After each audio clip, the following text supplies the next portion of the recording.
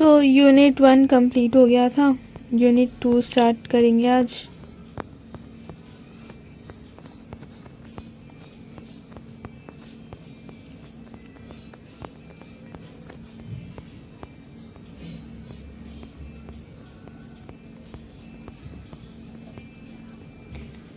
Unit 2 का chapter हमारा unit 2 का में हमारे कौन कौन से चैप्टर है।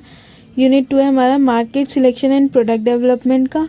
ठीक है, कि मार्केट कैसे सिलेक्ट करते हैं और कैसे प्रोडक्ट बनाते हैं, मतलब कैसे प्रोडक्ट डेवलप करते हैं, क्रिएट करते हैं। तो पहला चैप्टर हमारा सेगमेंटेशन, टारगेटिंग, पोजीशनिंग, दूसरा है प्रोडक्ट डिसीजन, तीसरा product life cycle and new product development. ठीक है, तो आज चैप्टर 5 हमारा सेगमेंटेशन, टारगेटिंग एंड पोजीशनिंग हो रहा है। तो देखो, मार्केट होता है ना।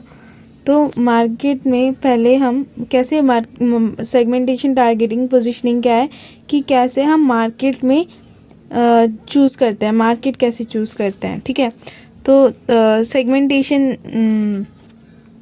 सेगमेंटेशन हमारा होता है identifying homogeneous groups of customer. की पहले हम बताया था कि मार्केट सेगमेंट सिलेक्ट करते हैं कि कौन से कस्टमर को हमें टारगेट करना है ना। तो जो टारगेटेड कस्टमर होता है उनको कैसे मतलब सिलेक्ट पहले आइडेंटिफाई करते हैं कि कौन सी ग्रुप ऑफ कस्टमर को हमें टारगेट करना है। ठीक है, फिर उसके बाद पहले ग्रुप ऑफ कस्टमर देखते हैं, कौन सी ग्रुप ऑफ कस्टमर देखना है। फिर उसमें हम कौन से सेगमेंट को हमें मतलब उस ग्रुप ऑफ कस्टमर के कौन से सेगमेंट को हमें सिलेक्ट करना है, वो हमारा टारगेटिंग होता है। फिर उसके बाद पोजीशनिंग, की सेगमेंटेशन क्या होता है, पहले हम देखते हैं कि हमारे कौन से ग्रुप ऑफ कस्टमर को हमें, पहले हम ग्रुप ऑफ कस्टमर देखते हैं। ठीक है, फिर उसके बाद टारगेटिंग में हम कुछ कस्टमर्स को सिलेक्ट करते हैं, वो हमारा टारगेटिंग होता है। फिर उसके बाद पोजीशनिंग, की उन जो हमारे कस्टमर हमने सिलेक्ट किए हैं उस पर फिर हमारे जो प्रोडक्ट है 4Ps को इम्प्लीमेंट करना। ठीक है, वो हमारा पोजीशनिंग में आता है। For creating value for target customers, marketers follow consumer driven marketing strategy which involves segmentation, targeting and positioning (STP) when combined with firm's marketing mix. It is called with STP plus marketing mix approach. इसको क्या कहते हैं, STP plus marketing mix approach कहते हैं। क्योंकि देखो, हमने segmentation की, वो हमारा S, ठीक है, हमने ग्रुप देखा, आइडेंटिफाई किया। फिर उसके बाद उसमें ग्रुप में हमने कुछ सेगमेंट्स को टारगेट किया। ठीक है, फिर उसके बाद हमने पोजीशनिंग में क्या किया, हमने 4Ps पे उनको अप्लाई किया, 4Ps के साथ मार्केटिंग मिक्स के साथ अप्लाई किया। तो segmentation involves dividing the heterogeneous market into homogeneous groups of customers called segmentation, and targeting involves decision about the segment to be served by the firm. This is followed by positioning the offer, connecting the target market of the offer and which would maximize value for the customer. The offer is based on the best possible combination of various elements of marketing mix known as 4Ps. ठीक है, तो for example यहाँ पे दिया है Pantene and P&G has positioned its detergent brands Ariel and Tide for entirely different segments. Further details of segmentation, targeting and positioning strategy will follow in this chapter. ठीक है, तो कैसे मतलब अब इसके बाद जो हमारे तीनों हैं STP, ये हम डिटेल्स में पढ़ेंगे। इसमें मार्केट सेगमेंटेशन क्या होता है। The total market for many products is not homogeneous but too much heterogeneous as people have different needs and wants. Because of this a marketer cannot derive maximum benefit from an analysis of market as a whole. तो हमारा market क्या है, देखो हमारे market में क्या है, different type of customers है। तो हर कस्टमर की नीड्स एंड वांट्स अलग होगी, है ना। कोई भी ह्यूमन की कोई भी थिंकिंग, थॉट, फीलिंग्स कुछ भी एक जैसी नहीं हो सकती। तो उनकी नीड्स एंड वांट्स कैसे एक जैसी हो सकती है ना। तो हर poor, rich, middle class families, हर किसी की नीड्स अलग अलग, नीड्स एंड वांट्स अलग होती हैं, है ना। जेंडर बेस्ड भी होता है और एज बेस्ड भी होता है, मतलब हर चीज़, मतलब हर किसी की नीड्स एंड वांट्स अलग होती है। तो अगर सबकी अगर नीड्स एंड वांट्स अलग है तो एक प्रोडक्ट से हर किसी की नीड्स एंड वांट कैसे सेटिस्फाई हो सकती है ना। तो इसीलिए मार्केट सेगमेंटेशन उन्हें मतलब ज़रूरी है मार्केटर्स को, ठीक है।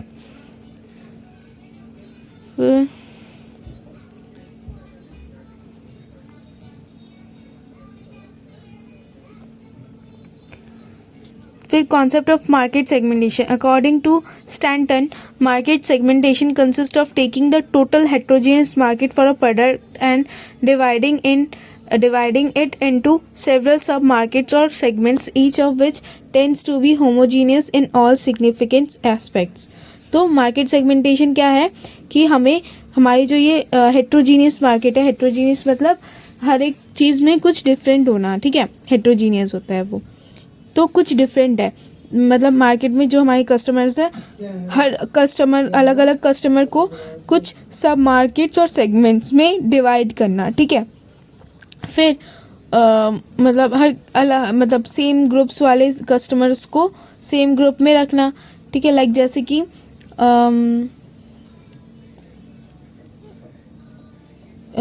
अगर कोई वुमेन प्रोडक्ट मतलब कोई एक कंपनी है जो कि वुमेन प्रोडक्ट्स बनाती है, तो उन्होंने वुमेन भी फिर वुमेन वाला वो हमारा सब मार्केट हो गया, ठीक है। एक वुमेन के मार्केट में वो काम कर रही है कंपनी। फिर उसके बाद वो वुमेन में भी टीनेजर्स होंगे, मतलब यंग वंस होंगे, ओल्ड वंस होंगे, है ना। कुछ प्रोफेशंस वुमेन्स होती है, कुछ हाउसवाइफ्स होती हैं ना, तो वुमेन्स में भी फिर सेगमेंट्स अलग अलग सेगमेंट्स आ जाते हैं, ठीक है। तो होमोजीनियस सेगमेंट बना लेती है वो, कि होमोजीनियस ग्रुप बना लेती है वो हर एक कस्टमर का, ठीक है। फिर उसके बाद market segmentation is the process of dividing a potential market into distinct sub markets of consumers with common needs and characteristics. Market segmentation is starting step in applying the marketing strategy. Once segmentation takes place, the marketer targets the identified customer groups with proper marketing mix so as to position the product, brand, company as perceived by the target segments.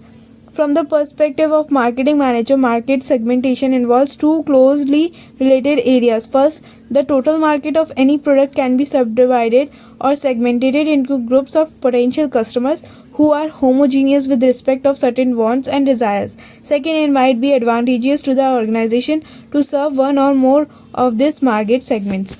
तो क्या कि जो same wants और needs वाले customer होते हैं उनको एक एक ग्रुप में मतलब सेम ग्रुप में रखती है।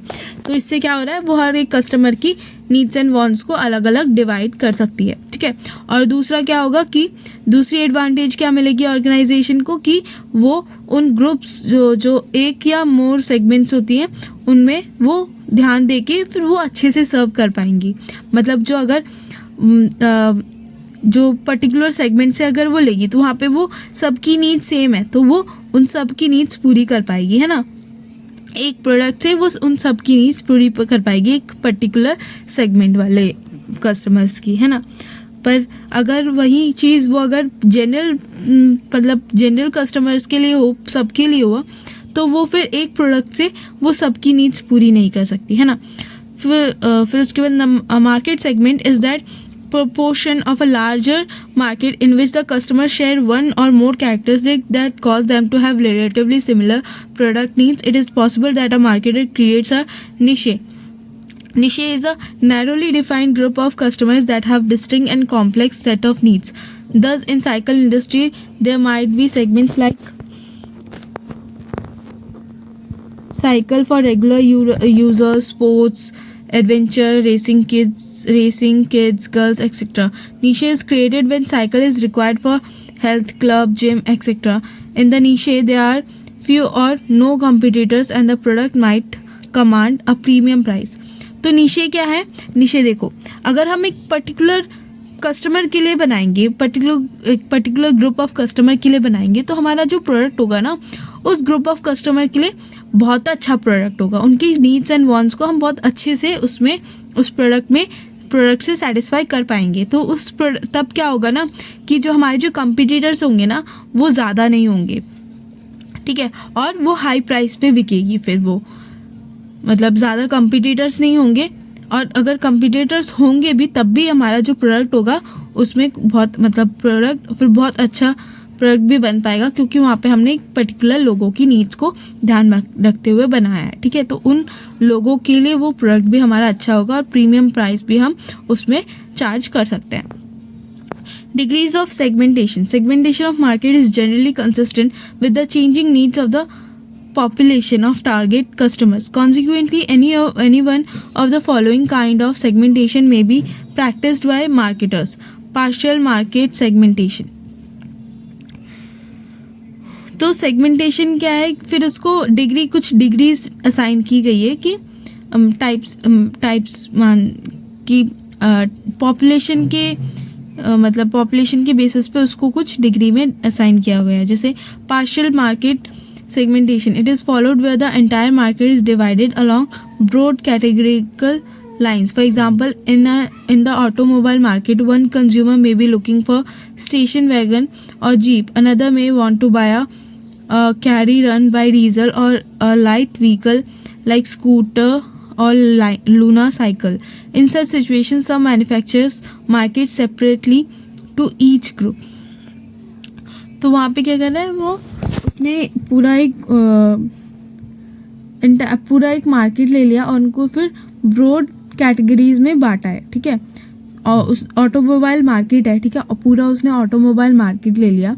फिर उसमें ऑटोमोबाइल मार्केट में उसने वैगन्स, जीप्स, साइकिल्स, स्कूटर्स सबका अलग अलग फिर मार्केट बनाया। ऑटोमोबाइल मार्केट लिया, फिर उसमें सबका अलग अलग मार्केट बनाया, तो वो पार्शियल मार्केट सेगमेंटेशन है। ऑटोमोबाइल है, फिर उसके बाद देखो साइकिल, स्कूटर, इन सब में कोई लिंक नहीं है, उनका अपना अलग अलग मार्केट चल रहा है। ठीक है, extreme market segmentation. Under this market tailor their product to specialized needs of selected few customers. This type of segmentation occurs particularly in luxury industries or female garments, such as when the tailor prepares the dress according to the measurements of the lady concerned. तो extreme market segmentation क्या है कि बहुत ही छोटी इकाई ली है कि मतलब एक जना कोई एक हर एक कस्टमर का अलग अलग उसके नीड्स एंड वांट्स के हिसाब से मार्केट सेगमेंटेशन हो रही है, तो वो एक्सट्रीमली डिवाइडेड होती है। ठीक है, जैसे कोई लग्जरी प्रोडक्ट हो गया, लाइक ज्वेलरी बना रहा है, कोई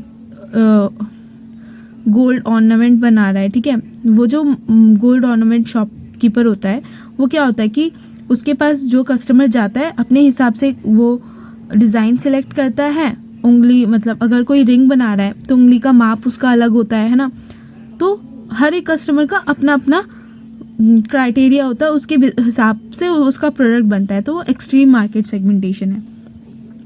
फिर उसके बाद third, market aggregation. It is often practice by companies that are product oriented. Here the entire market is treated as a single homogeneous unit whose parts are all uniform. In such segmentation, marketers develop one product and one marketing design to reach as many customers as possible. Market segmentation में क्या है कि वो पूरी entire customer को एक साथ लेते हुए चल रही है और उनके मतलब सबके नीड्स और वांट्स को पूरी कर रही है, जैसे कि हमारे कूलर्स हो गए, रेफ्रिजरेटर्स हो गए, है ना, तो ये सारी हमारी जो प्रोडक्ट्स हैं. ठीक है, तो देखो एक क्या था कि एक पूरा होल कस्टमर होल मार्केट को लेके चल रहा है, वो प्रोडक्शन ओरिएंटेड है. ठीक है, अपने प्रोडक्ट पे ज़्यादा ध्यान दे रहा है, कस्टमर की नीड्स एंड वांट्स पे ध्यान नहीं दे रहा है. ठीक है, तो वो हमारा मार्केट एग्रीगेशन है.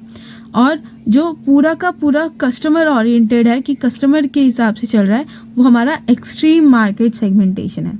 ठीक है, कि एक कस्टमर का अपने हिसाब से उसका एक कस्टमर के पर कस्टमर के नीड्स एंड वांट्स के हिसाब से चल रहा है. और एक है हमारा पार्शियली मार्केट सेगमेंटेशन कि वो थोड़ा कस्टमर बेस्ड है और थोड़ा प्रोडक्शन बेस्ड है, कि अपना मार्केट चला रहा है, फिर उसमें भी मार्केट प्रोडक्ट पहले अपने मार्केट में ध्यान दिया, उसने पहले अपने प्रोडक्शन पे ध्यान दिया. ठीक है, कि ऑटोमोबाइल मार्केट रखेगा. फिर उसके बाद उसने उसमें फिर कस्टमर कि नीड के हिसाब से डिवाइड कर दिया, तो वो हमारा पार्शियल मार्केट सेगमेंटेशन है कि पार्ट्स में वो डिवाइड कर रहा है। ठीक है, कि होल मार्केट का एग्रीगेट ले लिया हमने, हमारा जो प्रोडक्ट हमने बनाया उसकी जो कस्टमर हमने टारगेट किया वो हमने मार्केट की एग्रीगेट ले लिया। एग्जांपल देना इसका, लाइक जैसे कि एग्जांपल देना एक।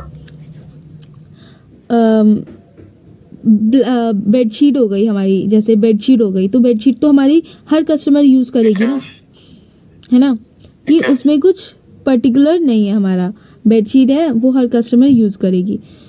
तो ऐसे जो हमारे प्रोडक्ट होते हैं वो हमारे प्रोडक्ट ओरिएंटेड, मतलब यहाँ पे क्या कर रहे हैं, हम अपने प्रोडक्ट पे ध्यान दे रहे हैं, हम कस्टमर की नीड्स एंड वांट्स पे ध्यान नहीं दे रहे हैं। तो ये हमारा प्रोडक्शन ओरिएंटेड। साइकिल का एग्जांपल के लिए यहाँ पे मार्केट एग्रीगेशन में, मार्केट एग्रीगेशन में साइकिल का क्या एग्जांपल है, ये लास्ट वाला थर्ड पॉइंट, लास्ट में हाँ, cycles etcetera. Example of such market are blanket, shirtings, refrigerator, cycles. यहाँ पे फिर साइकिल, वो फिर प्रोडक्ट वाली साइकिल की बात नहीं हो रही है, वो फिर नॉर्मल साइकिल की बात हो रही होगी। साइकिल्स आ गए ना, तो उतना बेसिस पे नहीं जा रहा है ना कि ये बड़ों की, ये बच्चों की, ये मिडिल क्लास की, स्पोर्ट्स एडवेंचर। हाँ, तो या तो जिम साइकिल की बात हो रही है यहाँ पे, क्या क्या जिम वाली साइकिल की बात हो रही होगी, या तो पता नहीं है साइकिल कौन क्यों लिख दिया है यहाँ पे, पर ये वो है जो कि हमारे पूरे मैक्सिमाइज, मतलब लार्ज स्केल पे हम इसकी प्रोडक्शन करते हैं। ठीक है, वो हमारे मार्केट एग्रीगेशन में आते हैं कि हम पूरे के पूरे मार्केट को लेके चल रहे हैं यहाँ पे। ठीक है, फिर उसके बाद हमारा एक्सट्रीम मार्केट सेगमेंटेशन है कि एक्सट्रीम मार्केट सेगमेंटेशन में होता है कि मार्केट की जो सेगमेंटेशन कर रहे हैं वो हम एक्सट्रीमली लेवल पे कर रहे हैं, कि छोटी सी यूनिट तक हम जा रहे हैं सेगमेंटेशन करने के लिए। मतलब कि हमारा जो यहाँ पे हम कर रहे हैं कि हम कस्टमर ओरिएंटेड कर रहे हैं, कि हर एक कस्टमर की अलग अलग नीड्स के हिसाब से उसके प्रोडक्ट को बनाना। जो हमारे जैसे कोई कॉन्ट्रैक्ट बेसिस हमारे होते हैं, जैसे कोई एक कंपनी है, ठीक है, उसने किसी को कॉन्ट्रैक्ट दिया है, किसी कंस्ट्रक्शन कंपनी को कॉन्ट्रैक्ट दिया है, तो वहाँ पे क्या होता है कि जो कंस्ट्रक्शन कर रही है वो जो उसका कॉन्ट्रैक्टी है, जिसको उसको जॉब दिया है, जिसने वो कॉन्ट्रैक्ट दिया है उससे, तो उसके कस्टमर के हिसाब से, कस्टमर की नीड्स एंड वांट्स को, कि उसको कैसा चाहिए कंस्ट्रक्शन, उसके हिसाब से वो काम कर रही है ना। तो वो हमारा एक्सट्रीम मार्केट सेगमेंटेशन है कि पर कस्टमर की नीड्स एंड वांट्स के हिसाब से वो उसके प्रोडक्ट को बना रही है। ठीक है, फिर उसके बाद हमारा पहला वाला पार्शियल मार्केट सेगमेंटेशन, कि इसमें उसने जो मार्केट सेगमेंटेशन की है वो पार्ट्स में की है। यहाँ पे ये जो साइकिल वाला एग्जांपल आएगा ना, वो यहाँ पे आएगा कि अगर तुम साइकिल ले रहे हो, ठीक है, फिर साइकिल में फिर तुमने साइकिल की प्रोडक्शन कर रहे हो, फिर उसमें तुमने हर एक एज ग्रुप के हिसाब से तुमने साइकिल की है। जिम वालों की अलग साइकिल है और स्पोर्ट्स वालों की अलग साइकिल है, रेसिंग साइकिल अलग है ना। तो वो हमारी पार्शियल मार्केट सेगमेंटेशन में आती है। कि मतलब इसका एग्जांपल ऐसे हो सकता है ना, अगर हीरो की साइकिल है, हाँ, हीरो ब्रांड है, हीरो साइकिल भी बनाता है, बाइक्स भी बनाता है, राइट? हाँ, उसने पहले सेगमेंटेशन साइकिल और बाइक में कर ली, उसके बाद उसने फर्दर सेगमेंटेशन करी वापस ना। हाँ, तो ये जो मतलब जो सेगमेंटेशन उसमें दो टाइम होगी ना फिर तो। हाँ, तो उसकी हर एक प्रोडक्ट की सेगमेंटेशन अलग है ना, वो हर एक प्रोडक्ट में अपने कस्टमर के हिसाब से सेगमेंटेशन कर रहा है ना। तो मतलब अपने प्रोडक्ट के हिसाब से वो, मतलब प्रोडक्ट के कस्टमर के हिसाब से वो सेगमेंटेशन कर रहा है, वो हमारा पार्शियल मार्केट सेगमेंटेशन है। कि एक उसने कैटेगरी ले ली, उसने वहाँ पे जो तुमने हीरो का बताया, तो वहाँ पे उसने क्या दिया, बाइक्स एंड साइकिल्स की कैटेगरी ले ली। ठीक है, फिर उसके बाद उस कैटेगरी की लाइन में वो फिर उसमें फिर उसके बाद वो और सेगमेंटेशन करता गया। ठीक है, ठीक है, यश कुछ नहीं है। अकॉर्डिंग टू मुझे लगता है कि पार्शियल मार्केट सेगमेंट में मतलब वो जो फर्स्ट है वो बस एक पर्टिकुलर प्रोडक्ट पे कर रहा है। हाँ, जो पार्शियल मार्केट सेगमेंट है। हेलो, हाँ, बोलो। तो जो पार्शियल मार्केट सेगमेंट है वो एक पर्टिकुलर प्रोडक्ट पे कर रहा है।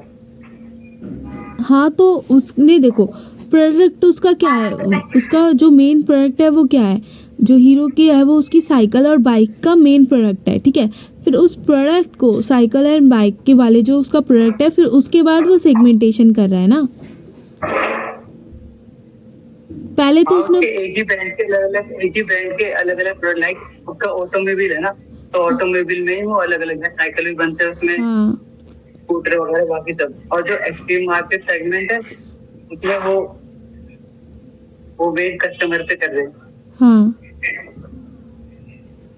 और जो मार्केट एग्रीगेटर है वो अपने सिर्फ प्रोडक्ट पे ध्यान दे रहा है, वो फिर कस्टमर की नीड्स एंड वांट्स पे ध्यान नहीं दे रहा है।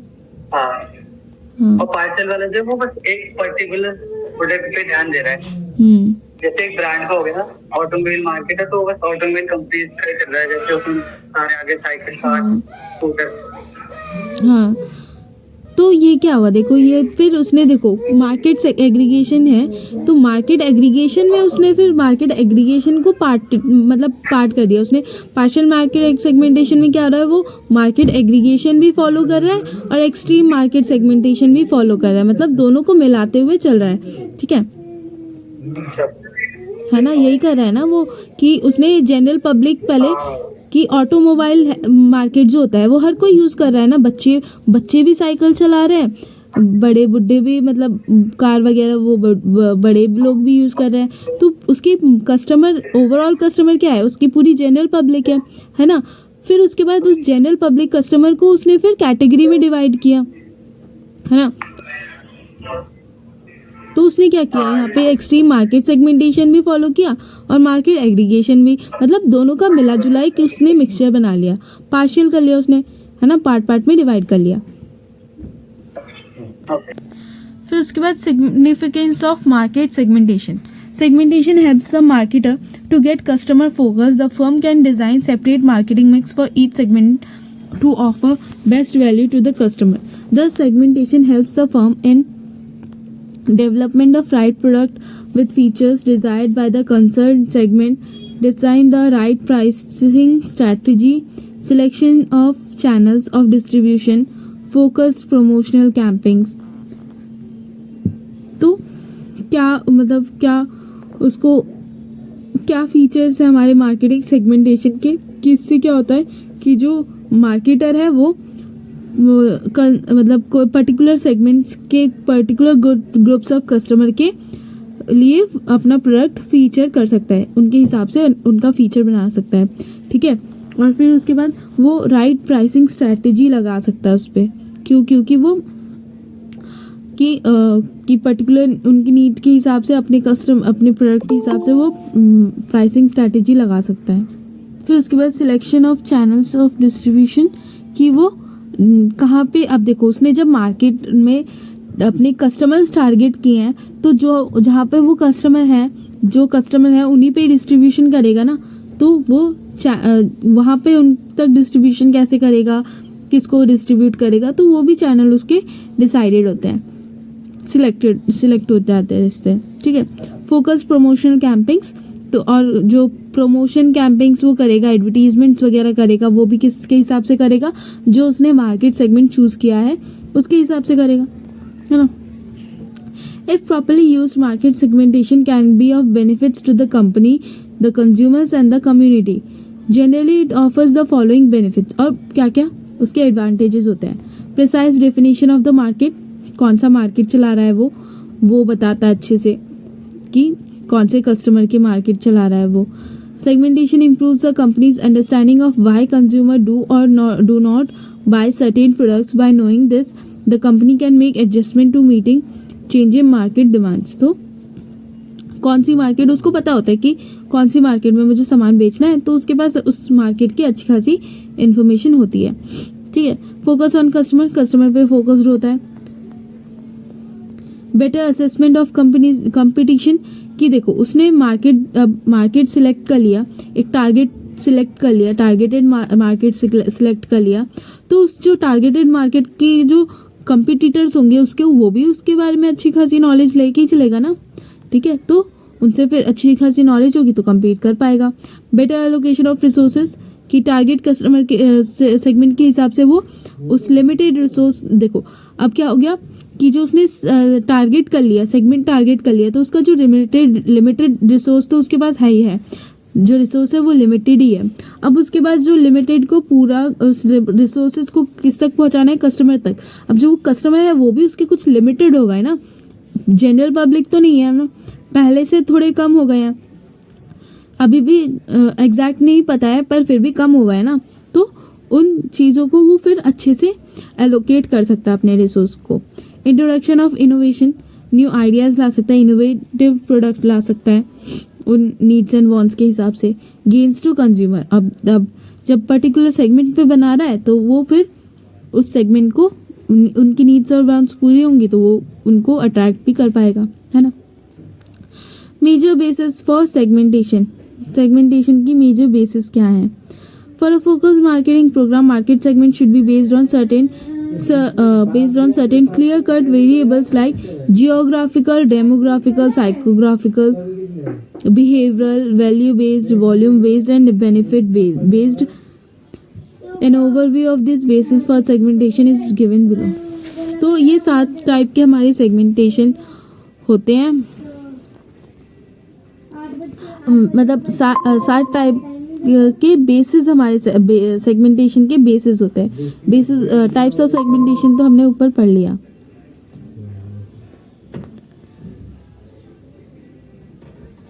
डेमोग्राफिक सेगमेंटेशन, पहला हमारा डेमोग्राफिक सेगमेंटेशन की वो हमें ये हमारा किस पे डिवाइड होता है, इस बेसिस पे कि हमारी एज क्या है, जेंडर क्या है, marital status, income, education, family size, family life cycle, occupation, religion and nationality.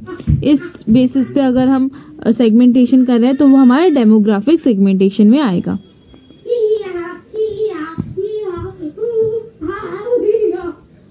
ठीक है, तो इसमें ज़्यादा कुछ बताने का तो है नहीं, ये समझ ही गए हो गया।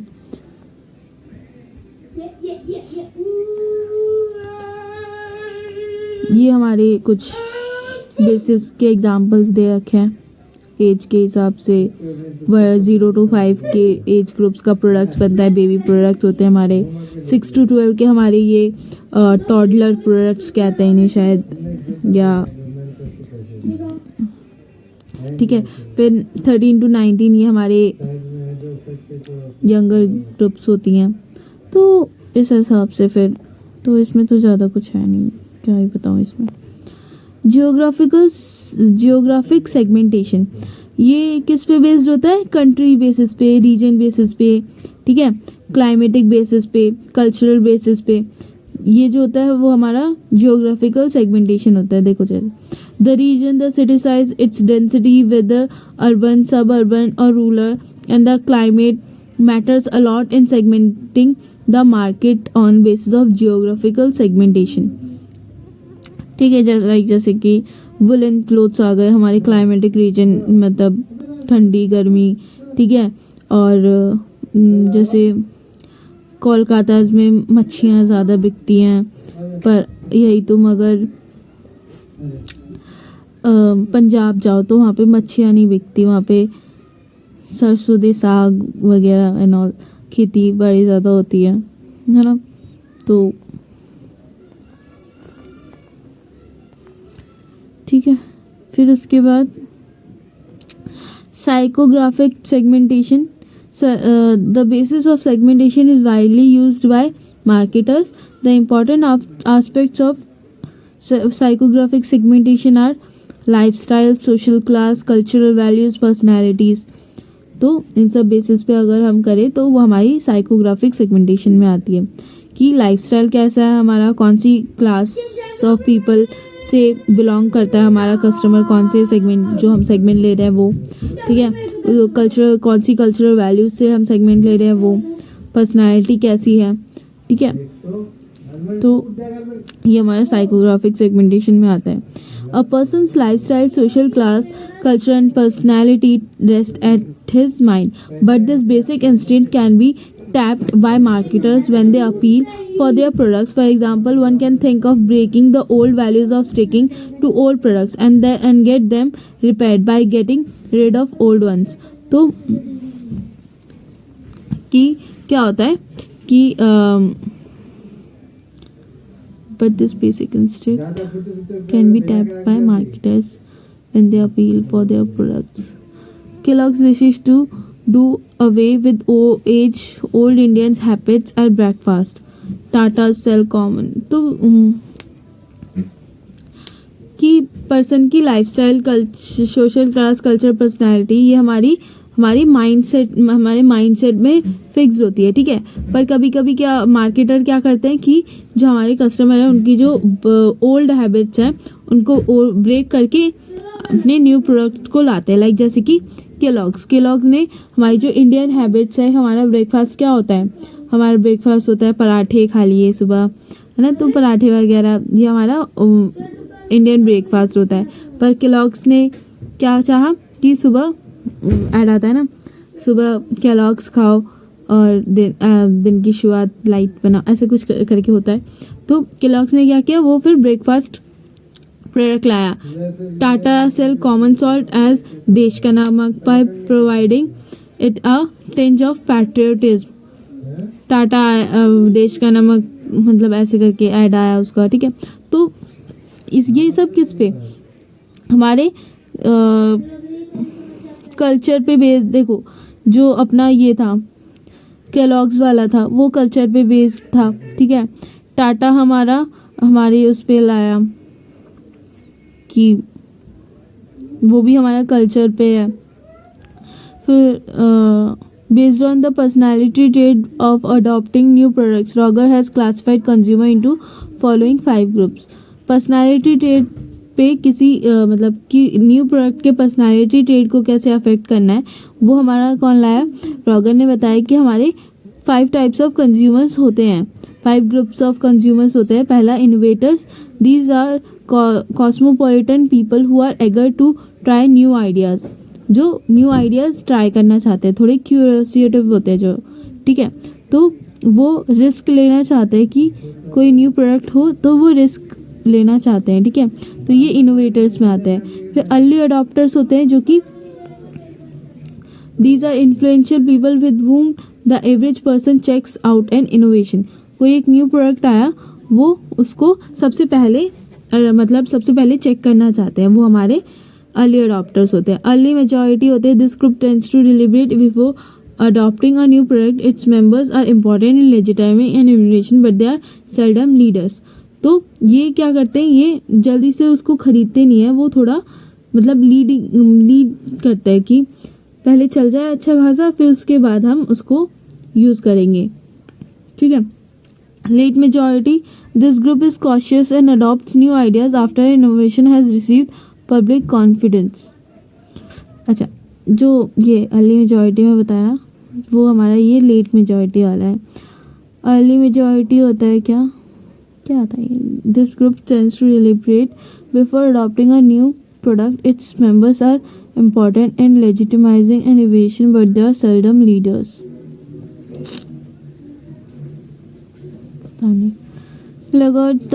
These are past-oriented people. They are suspicious of change and innovation.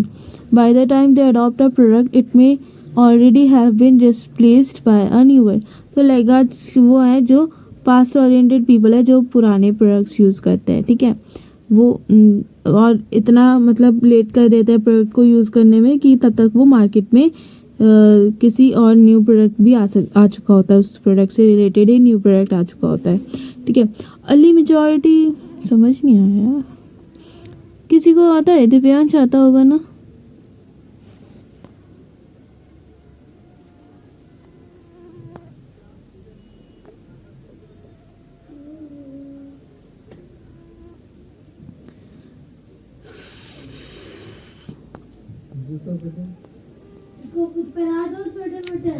This group tends to deliberate before adopting a new product. अच्छा, अर्ली मेजॉरिटी वो पीपल होते हैं कि जो मतलब कोई न्यू प्रोडक्ट आया उसके मतलब उसकी फिर अच्छे से पहले जानकारी लेते हैं, ट्राई करने से पहले अच्छे से जानकारी लेते हैं, ठीक है। तो वो एज अ लीडर भी काम करते हैं कि पहले अच्छे खासे से उसको जान लिया, फिर उसके बाद उसका ट्राई किया, ठीक है। तो वहाँ पे जो लेजिटिमाइजिंग मतलब इनोवेशन को पहले उन्होंने अच्छे से उसको जाना, फिर उसके बाद उसका यूज़ करने वाले लोग जो होते हैं वो हमारे अर्ली मेजॉरिटी होते हैं. Proper understanding of psychographics of consumer are given in table 5.4 enables marketers to better select potential markets.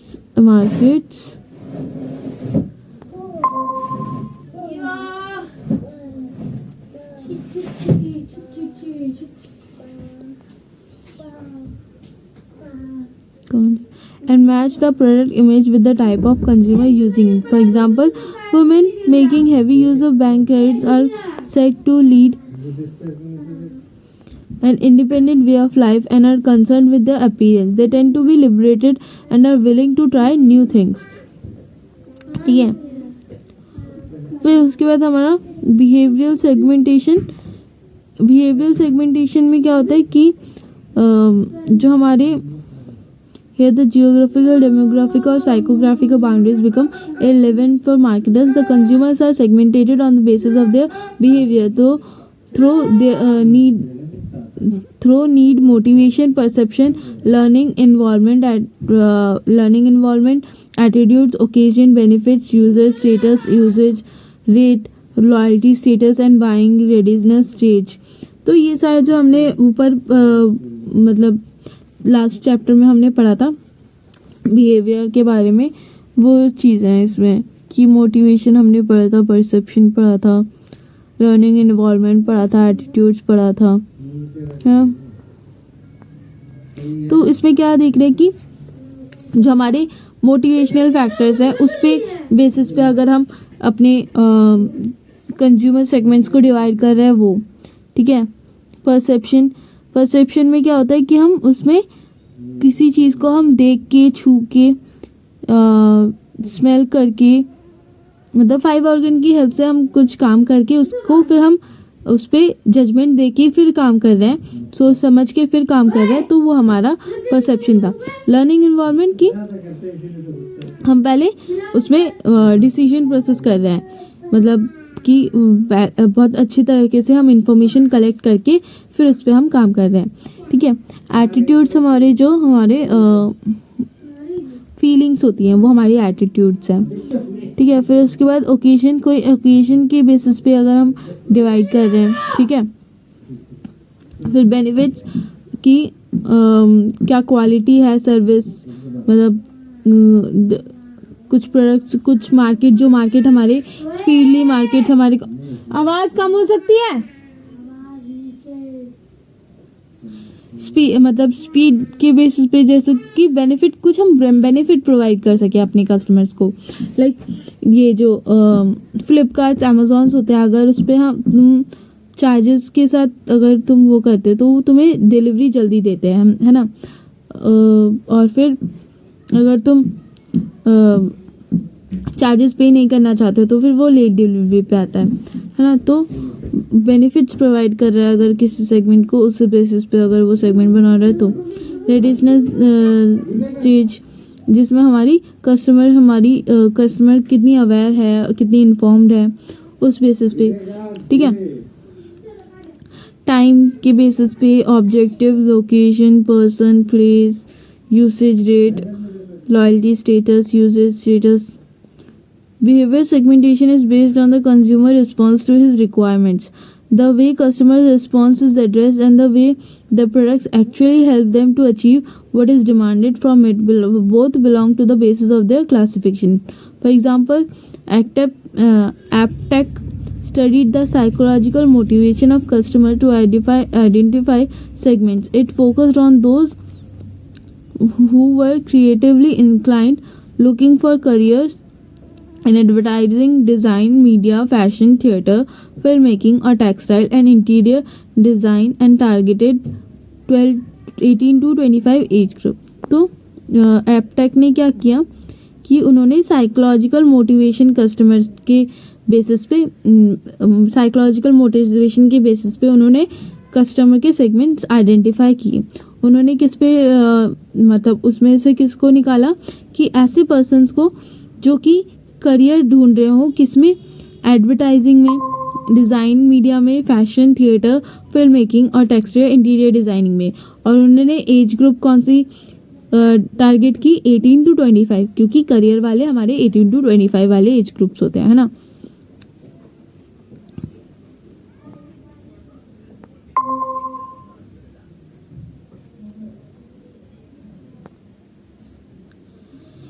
फिर हमारा वैल्यू बेस्ड सेगमेंटेशन की marketing concept prescribes the segmentation should be the outcome of a match between the product's features and the customer needs. The new postulate suggests that marketers must arm themselves with a new parameter for partitioning their customers' profitability. The marketer should really be segmenting their customers so as to isolate those who contribute the most of the profits.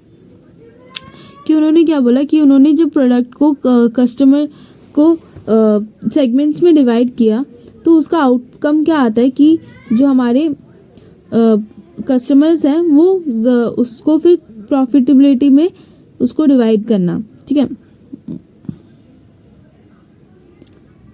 कि कहाँ से वो ज़्यादातर profit ले सकते हैं, कौन से प्रोडक्ट, ऐसा जो प्रोडक्ट वो बना रहे हैं वो उस बेसिस उसमें क्या होता है कि कौन सी जो हमारा प्रोडक्ट है उसको जो खरीदने वाली पोटेंशियल कस्टमर होगी उससे हम कितना ज़्यादा हम प्रॉफिट ले सकते हैं, वो हमारा उसमें ये हम देखते हैं, ठीक है, कि कस्टमर वैल्यू क्या है? Net present value of customer equals to annual revenue from customer into number of years of association minus cost of acquiring the customers.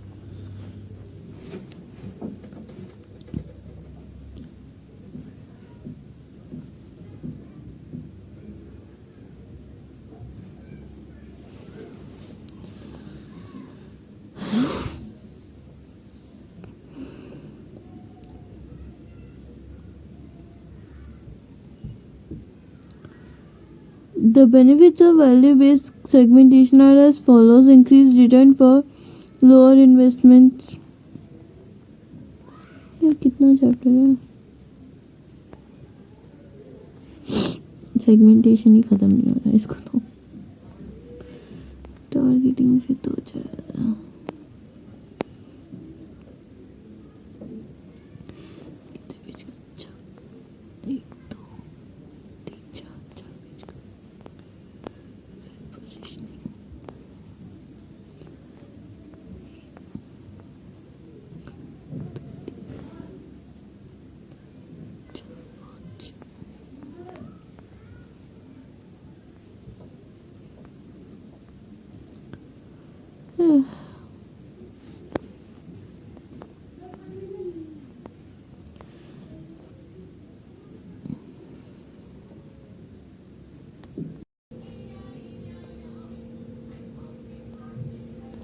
Segmentation खत्म हुआ है, वैल्यू बेस्ड कराना है। वैल्यू बेस्ड ये समझ नहीं आ रहा यार, कोई और समझाएगा? पता नहीं क्या फॉर्मूला है। जूम मत कर, एक बार हटाइए उसको, मतलब जूम मत कर इतना, थोड़ा तो जूम कर। अरे वैल्यू बेस्ड दिख जाए कम से कम।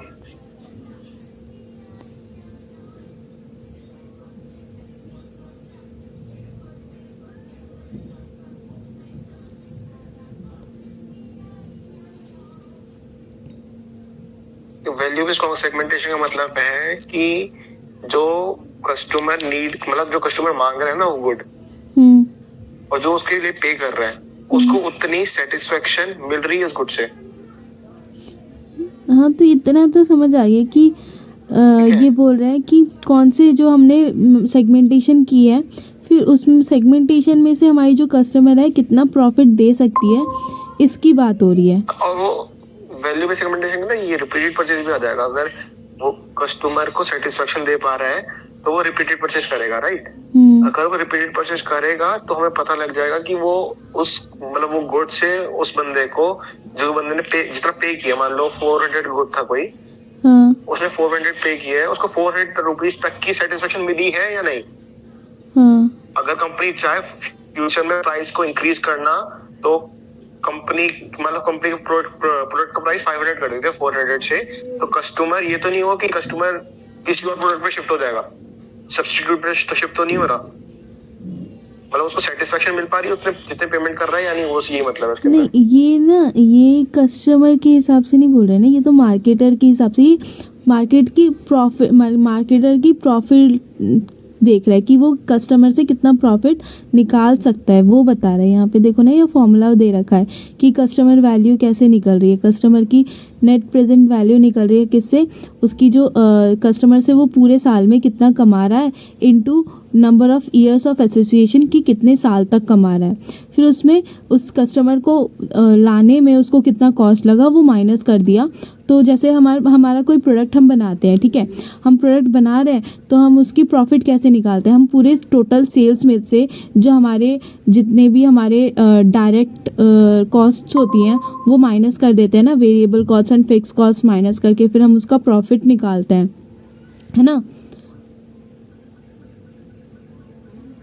वैसे तो ये जो सेटिस्फैक्शन वाला था वो अगर हम सेगमेंटेशन का वैल्यू अगर हम कस्टमर पॉइंट ऑफ व्यू से देखते तो वो सेटिस्फैक्शन वाला आता, पर यहाँ पे हम मार्केटर्स की मतलब पॉइंट ऑफ व्यू से देख रहे हैं ना, क्योंकि हम जो सेगमेंटेशन कर रहा है वो कौन कर रहा है, हमारा मार्केटर कर रहा है ना। तो मार्केटर के उससे तो अगर ऐसे हो गया ना कि मान लो मार्केटर एक ऑटोमोबाइल कंपनी का एग्जांपल लेते हैं, एक ऑटोमोबाइल कंपनी है जो लग्जरियस प्रोडक्ट भी बनाती है, और वही ऑटोमोबाइल कंपनी कम बजट में कम बजट वाली कार्स भी बना रही है, राइट। फॉर एग्जांपल टोयोटा एक फॉर्च्यूनर भी बना रही है आज के डेट पे, और एक टोयोटा छोटी यारिस वगैरह जैसी छोटी गाड़ी भी बना रही है, राइट। अब सेगमेंटेशन उस बेसिस पे हो सकती है, प्राइस के बेसिस पे। अगर मतलब एक बंदा 10 लाख रुपीस पे कर रहा है एक छोटी गाड़ी के लिए, और एक बंदा 50 लाख रुपीस पे कर रहा है एक बड़ी गाड़ी के लिए, 50 लाख रुपीस पे करने के बाद उसको 50 लाख रुपीस तक की सेटिस्फेक्शन मिल पा रही है या नहीं उस गुड से, कि कस्टमर उसको रिपीट परचेस कर रहा है। ये तो नहीं हो रहा कि मैंने प्राइस मतलब 50 लाख रुपीस रखा हुआ है कि कस्टमर एक बार खरीदा उसको रिपीट परचेस नहीं कर रहा, कस्टमर डाउन से जा रहा है। ये तो नहीं हो रहा है। सेम एग्जांपल 10 लाख के लिए अगर कस्टमर रिपीटेड परचेस कर रहा तो मतलब इसका मतलब प्राइस सही है, ये कि कस्टमर हमारा खुशी खुशी उस प्रोडक्ट पे जो वो खर्च कर रहा है वो खुशी खुशी कर रहा है कि नहीं कर रहा है, वो भी हमारा वैल्यू बेस्ड सेगमेंटेशन में आएगा। उसको वैल्यू मिल रही है या नहीं उस प्रोडक्ट की। हाँ, तो हमारे मतलब हम यहाँ पे क्या कर रहे हैं कि जो हम प्रोडक्ट बना रहे हैं उसकी जो प्राइस है वो हमारी कस्टमर की वैल्यू, जो वो वैल्यू पे कर सकता है, जितना उस पर खुशी मिल सकती है उस पर हम चार्ज कर रहे हैं, ठीक है, कि हम उससे ज़्यादा चार्ज ना करें, ठीक है, यही ना।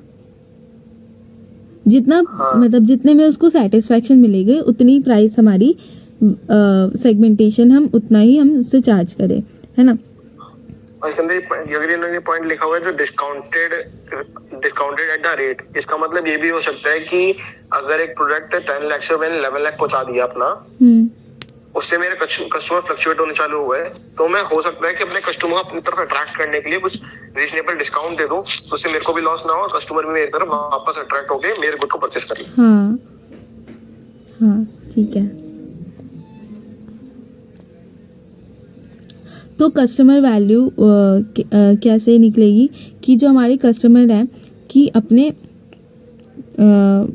वैसे कस्टमर वैल्यू तो ऐसे निकलेगी कि कस्टमर जो हमने उसमें से कस्टमर से जो हमने कमाया एक साल में पूरे कितना कमाया, फिर इनटू में number of years of association कितने साल तक कमाया, उसमें से हम माइनस कर दें हमारी कि उस कस्टमर को लाने की जो कॉस्ट है हमारी वो हम माइनस कर दें, तो हमारी वो कस्टमर वैल्यू निकलेगी, ठीक है।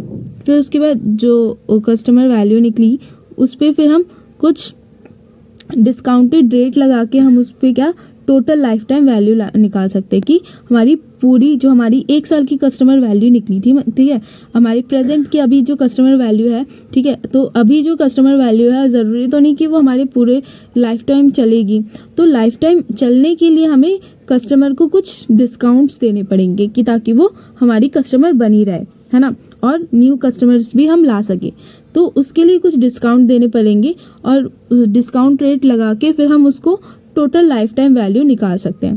प्रेजेंट वैल्यू ऑफ कस्टमर पे कुछ डिस्काउंट रेट मतलब हम एक एजम्पशन लेके उस पर फिर हम total value life time value निकाल सकते हैं। फिर जो वैल्यू बेस्ड सेगमेंटेशन है उसकी बेनिफिट्स क्या है कि वो हमारी increase returns from lower investment की कम लागत में हमारी ज़्यादा रिटर्न्स प्रोवाइड करेगी। देखो कि जो हमारी कस्टमर सेटिस्फाइड होगी ना यहाँ पे, कि हम उनसे उतना चार्ज कर रहे हैं जितने वो खुशी खुशी पे कर सकते हैं। तो फिर वो क्या, अगर खुशी खुशी पे कर रही है तो इसका मतलब क्या है कि वो आगे भी आएगी हमारी उस बिज़नेस में, है ना। और अगर वो खुद नहीं आ रही तो औरों को लेकर आएगी, क्योंकि अगर वो खुश होती है तो औरों को हम वो लाती है ना। तो हमारी जो रिटर्न्स होंगी वो इंक्रीज़ होगी, हमारी थोड़ी इन्वेस्टमेंट में वो इंक्रीज़ होगी, है ना। अगर हम थोड़ी प्रमोशनल एक्टिविटीज़ अच्छी करें तो फिर हमारी जो कस्टमर आएगी अच्छी, मतलब कस्टमर आएगी हमारे पास। फिर सेकेंड, हमारे resources can be focused squarely on the most profitable customers, implying that the marketer would be able to provide best technology, best value, best features. There will be no shift in customer priorities. तो यहाँ पे क्या कर रहे हैं हम, market segmentation कर रहे हैं कि हम मार्केट में हमारी कस्टमर की नीड्स एंड वांट्स को देख रहे हैं। तो जब हम नीड्स एंड वांट्स को हम देखेंगे तो हम अगर उनके नीड्स एंड कस्टमर को क्या चाहिए कि हमारे पास कोई ऐसा एक सेलर हो जो कि हमारी नीड्स एंड वांट्स का ख्याल रखे, हमारा ख्याल रखे, हम जो चाहते हैं वो करे, हमारी सुने, है ना। तो वही चीज़ हम कर रहे हैं हमारे मार्केट सेगमेंटेशन में। हम कस्टमर को आइडेंटिफाई कर रहे हैं और उनके बेसिस पे हम अपना प्रोडक्ट बना रहे हैं। तो फिर जिससे क्या होगा कि जो हमारी जो कस्टमर है उसकी प्रायोरिटी का हम ध्यान रख रहे हैं, तो वो कहीं और जाएगी भी नहीं, ठीक है। और फिर हमारी वो कस्टमर हमारी बनी रहेगी। That is customers would always require some product from the same marketer, कि सेम मार्केटर से वो आगे भी परचेज करती रहेगी, ठीक है। थर्ड, हमारा the losers will be those marketers who under invest in the high value customers and over invest in the low value customer, कि जो मार्केटर हाई वैल्यू कस्टमर जो कि जिनसे वो ज़्यादा कमा सकती है उन पे अगर वो ज़्यादा इन्वेस्ट ना करके वो लो वैल्यू कस्टमर से इन्वेस्ट ज़्यादा कर रही है, तो वो फिर उसका जो उसका इन्वेस्टमेंट है वो बेकार जाएगा। क्योंकि अगर वो उतनी इन्वेस्टमेंट जितनी इन्वेस्टमेंट उसने लो वैल्यू कस्टमर से करी, उतनी इन्वेस्टमेंट अगर वो हाई वैल्यू कस्टमर पे करता तो उसकी और ज़्यादा जो उसके जो प्रॉफिट्स है वो ज़्यादा हो जाते, है ना। This will mean creation of product features and market strategy that do nothing for the customer best customer, कि उसने क्या किया कि अपने प्रोडक्ट के हिसाब से उसने कस्टमर स्ट्रैटेजी अच्छी नहीं बनाई, है ना। कि कौन सी कस्टमर को वो ज़्यादा सेटिस्फाई कर सकता था, ज़्यादा वैल्यू ले सकता था, उस पर उसने नहीं किया, बल्कि जिन पे वो ज़्यादा नहीं कर सकता, जिनकी नीड सेटिस्फाई वो अच्छे से नहीं कर सकता, उन पे उसने ज़्यादा खर्चा कर दिया। तो वो अपनी मार्केटिंग स्ट्रैटेजी अच्छे से नहीं कर पाया, तो वो उसकी जो बिज़नेस मतलब उसको फिर लूज़र और बाकी मार्केटर से वो लूज़र कहलाएगा। लिमिटेशन क्या है, no focus on market share except on most profitable customer, कि हम मार्केट शेयर पे हम उतना फोकस नहीं करते, हम किस पे करते हैं कि कौन सी कस्टमर पे हम ज़्यादा प्रॉफिट ले सकते हैं, ठीक है। Today's most valuable customers might not include prospective customer and thus it would mean wrong focus, कि जो हमारे जो मोस्ट वैल्यूएबल कस्टमर्स है ऐसा भी हो सकता है कि वो हमारे प्रोस्पेक्टिव कस्टमर्स नहीं है, कि पोटेंशियल कस्टमर्स नहीं है। अगर हम अपने प्रोडक्ट को और ज़्यादा अच्छा बनाते हैं उन पोटेंशियल कस्टमर के हिसाब से, तो क्या पता हमारा जो प्रॉफिट है वो ज़्यादा होता। हमने क्या किया, यहाँ पे मोस्ट वैल्यूएबल कस्टमर्स बनाए। लाइक जैसे कि अभी तुम एग्जांपल शायद दे रहे थे टोयोटा का, कि उनकी एक कार है जो कि मतलब बहुत अच्छी है, ठीक है, मतलब बड़े लोगों के लिए, वो रिचर्स के लिए। तो वहाँ पे उसने अगर वो जैसे एप्पल कंपनीज होती हैं, एप्पल कंपनी है वो क्या करती है, महंगे महंगे प्रोडक्ट्स बनाती है, तो वो उनके लिए, रिचर्स के लिए, हमारे लिए नहीं है। तो अगर वो क्या पता अगर वो कंपनी हमारे लिए कुछ प्रोडक्ट बना लेती तो उसकी ज़्यादा मतलब प्रोस्पेक्टिव कस्टमर, ऐसा तो नहीं है कि अगर वो हमारे लिए बना लेती तो हम खरीद लेते, क्योंकि वो कंपनी क्या है, एप्पल कंपनी, वो उसने कोशिश करी कि शुरू से मतलब वो कोशिश करती है कि हम मतलब मिडिल क्लास लोगों के लिए, स्टूडेंट्स के लिए ज़्यादा उसने वो करा कि स्टूडेंट्स के लिए हम स्टूडेंट्स को डिस्काउंट पे वो सबसे ज़्यादा स्टूडेंट्स को डिस्काउंट देती है। पर फिर भी उसकी उस जो प्रोडक्ट है उसकी कॉस्ट ही इतनी है कि वो उतना नहीं कर सकती। पर कोशिश तो की थी शुरू में उसने जो थे वो शुरू में सबसे मतलब शुरू में उसका पहला प्रोडक्ट वही था कि स्टूडेंट्स के लिए ही था, ठीक है। तो पर वो कर नहीं पाई क्योंकि उसकी जो प्रोडक्ट है उसका कॉस्ट ही इतना ज़्यादा पड़ जाता है। तो उस हिसाब से ठीक है कि प्रोस्पेक्टिव कस्टमर के लिए अगर वो करे तो उस क्या पता कि हो जाता है ना। एक एजम्पशन है, ये लिमिटेशन तो है नहीं इतनी अच्छी, बस एक एजम्पशन है ये। Even this base calls for first gaining the customer value and then assessing. ये क्या कहता है कि कस्टमर की वैल्यू को पहले हम जान रहे हैं, फिर उसके बाद हम असेस कर रहे हैं, ठीक है। फिर उसके बाद हमारा volume segmentation. Under this, consumers are classified as light, medium, and heavy users of a product. In some cases, 80% of the product may be sold to only 20% of the consumers. Marketers can decide product features and advertising strategy by finding common characteristics among heavy users. For example, airlines having frequent flyer are using user rate as the basis. Market segmentation as concentration on heavy user groups. Profitability की अब हमें देखना है कि segmentation जो हम कर रहे हैं उसकी वॉल्यूम हम कैसे निकालें। कि वॉल्यूम हम किस बेसिस पे निकालते हैं, हम जो हमारे कंज्यूमर है उसको हम देखते हैं कि लाइट कंज्यूमर्स कौन से हैं, लाइट यूज़र्स कौन से हैं, मीडियम यूज़र्स कौन से हैं, हैवी यूज़र कौन से हैं। कि कौन से यूज़र्स हैं जो कि हमारे बहुत कम प्रोडक्ट यूज़ कर रहे हैं, कौन से यूज़र्स हैं जो हमारे मीडियम प्रोडक्ट यूज़ कर रहे हैं, और कौन से हमारे यूज़र्स हैं जो कि हमारे हैवी यूज़र्स हैं जो कि हमारे बार बार उस प्रोडक्ट को लेने आ रहे हैं, ठीक है। The marketer should also pay due attention to light users and even non-users.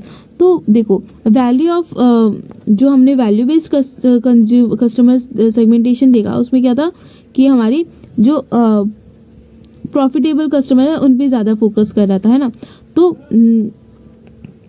पर वॉल्यूम सेगमेंटेशन में क्या कह रहा है कि जो हमारे जो हैवी यूज़र्स हैं उन पे तो ध्यान देना ही देना है, पर हमें उसके साथ में हमारे जो लाइट यूज़र्स हैं एंड जो हमारे नॉन यूज़र्स भी हैं उन पे भी हमें अटेंशन देनी है।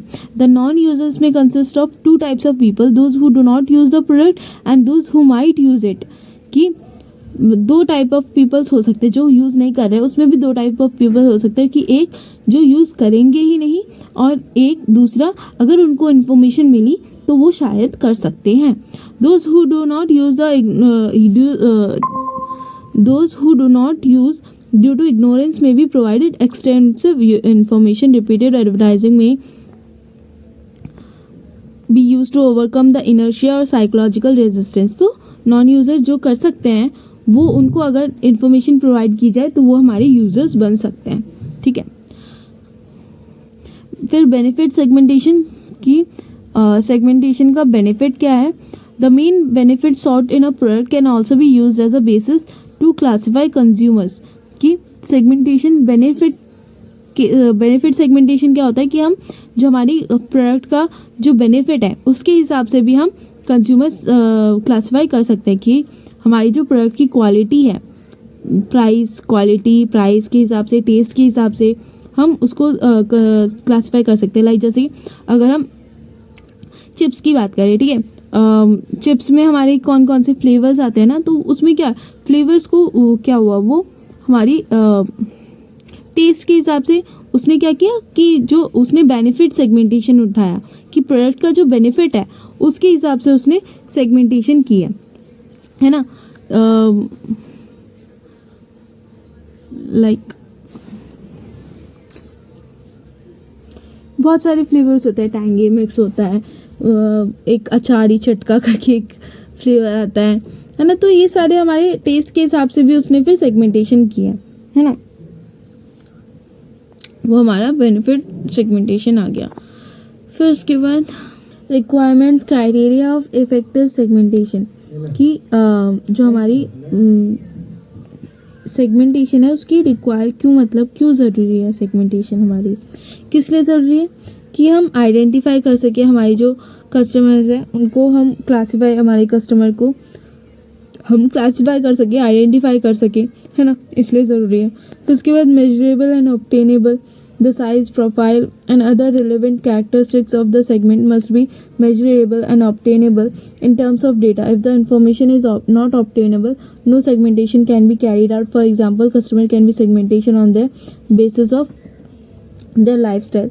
कि जो हमने यहाँ पे बेसिस पढ़े थे, हमारे बेसिस पढ़े थे ना, जियोग्राफिकल, डेमोग्राफिकल, सोशियोलॉजिकल, साइकिल क्या था जो भी, तो वो उस पे हम मेजर करते हैं हमारी जो पहले हम कस्टमर्स को आइडेंटिफाई करते हैं, फिर उसको हम मेजर करते हैं कि कौन सी हमारी बेसिस पे, मतलब कौन से विच टाइप ऑफ मतलब कौन सी बेसिस पे हमें अपने कंज्यूमर्स लेना है ना। तो हम वो कस्टमर्स को मेजर कर सकते हैं अच्छे से। फिर substantial the segment should be large enough to be profitable for consumer markets. The small segment might disproportionately increase the cost and hence products might be priced too high. This might make the segment non-profitable. However, for business markets, even a single customer might mean big business, as for example construction of a ship. Size of the segment may also depend on the purchasing power of the target customer. कि यहाँ पे substantial क्या होता है कि हम अपने customer से प्रॉफिट, अच्छा खासा प्रॉफिट निकाल सकते हैं। क्यों? क्योंकि हम उनकी नीड्स एंड वांट्स को पूरा कर रहे हैं, तो वो खुशी खुशी अपने मतलब प्राइस जो हम मांग रहे हैं उसको वो देगी, अगर हम उसके नीड्स एंड वांट्स को पूरा कर रहे हैं। ठीक है, तो यहाँ पे क्या होता है, सब्सटेंशियल होता है कि हम उससे प्राइस हाई भी कर ले अगर, तो भी वो हमारा प्रॉफिट मतलब हो जाता है। ठीक है,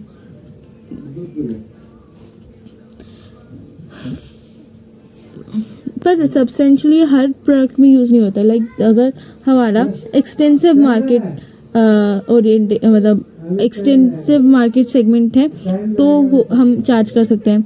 जैसे लग्जरी गुड्स हो गए, उस पर चार्ज कर सकते हैं। लाइक मैंने कंस्ट्रक्शन का बताया था, उस पर चार्ज कर सकते हैं।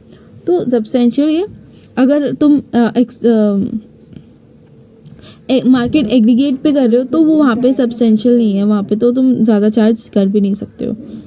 ठीक है, accessibility, it must be possible to reach different segments in regard to both promotion and distribution. कि हम जो हमारे देखो हमने क्या किया, सेगमेंट हमारा जो कस्टमर है उसको हमने कम कर लिया, हमारी जनरल पब्लिक से कम कर लिया, तो हम उसको मतलब इजीली रीच भी कर सकते हैं। अगर हमने एज ग्रुप लिया है, ठीक है, उस एज ग्रुप के हिसाब से हम मार्केटिंग मिक्स बनाएंगे, है ना। तो मार्केटिंग मिक्स हमारे 4 पीस में हमारा जो प्रमोशन वाला है उसमें हमें पता होगा कि वो हमारी जो एज ग्रुप है वो कौन से मीडिया को फॉलो करती है, तो उसमें हम इजीली हमारे प्रमोशन डिस्ट्रीब्यूशन कर सकते हैं, हमारे कि हम असेस कर सकते हैं, हम इंटरेक्ट अच्छे से इजीली इंटरेक्ट कर सकते हैं, सामान पहुंचा सकते हैं, तो वो हमारा एसेसिबल होता है। क्योंकि हमारी जो कस्टमर है वो थोड़ी कम हो जाती है और मतलब जनरल पब्लिक से। ठीक है, रिस्पॉन्सिवनेस, वही कि रिस्पॉन्स मिलता है, अच्छा रिस्पॉन्स मिलता है हमें उनसे, क्योंकि उनकी नीड्स पूरी हो रही है।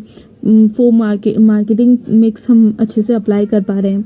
ठीक है, actionable, the segments which a company wishes to pursue must be actionable in the sense that there should be sufficient finance personnel capability to take them all. तो हम यहाँ पे जो हम मार्केटिंग सेगमेंट बनाते हैं वो हम किस बेसिस पे बनाते हैं, हमारी जो प्रोडक्ट है, हमने देखा था ना कि ये जो हमने देखा वॉल्यूम सेगमेंट नहीं, बेनिफिट सेगमेंटेशन हमने देखा। तो हमने यहाँ पे क्या किया था कि जो हमारी प्रोडक्ट है उसके हिसाब से हमने उसके एक्शंस लिए, हमने उस हिसाब से उसके सेगमेंटेशन किए। तो मार्केट सेगमेंटेशन में हम क्या करते हैं कि हम पहले देखते हैं कि कौन सी प्रोडक्ट हम बना रहे हैं, कि मतलब ऐसी कौन सी कस्टमर है जिसको हम अच्छे से प्रोवाइड कर सकते हैं। इसमें भी एक पॉइंट था कि ये जो low value customer and high value customer loser वाला जो पॉइंट है, वो इसमें भी क्या बोल रहा है कि ऐसी कस्टमर को तुम प्रोवाइड करो जो कि जिसको तुम अच्छे से मतलब जिनको तुम अच्छे से सेटिस्फाई कर सकते हो, है ना। तो वही चीज़ बोल रहे हैं कि एक्शनेबल होती है अगर हम अपनी कैपेबिलिटी के हिसाब से, अपने फाइनेंस कैपेबिलिटी जो जितने हमारी रिसोर्सेज है उसके हिसाब से अगर हम मार्केट सेगमेंटेशन बनाएंगे तो हमारी जो वो होगी एक्शनेबल होगी। हमारी जो एक्शन हम उसमें ला रहे हैं, जो एक्टिविटीज़ हम कर रहे हैं वो हमारी रिजल्ट देगी, कुछ ना कुछ रिजल्ट हमें अच्छा रिजल्ट देगी। ठीक है, जो हम परस्यू करना चाह रहे हैं वो हम कर पाएंगे। ठीक है, तो सेगमेंटेशन हो गया, टारगेटिंग और पोजीशन कल करेंगे, मेरा मन भी नहीं है पढ़ाने का।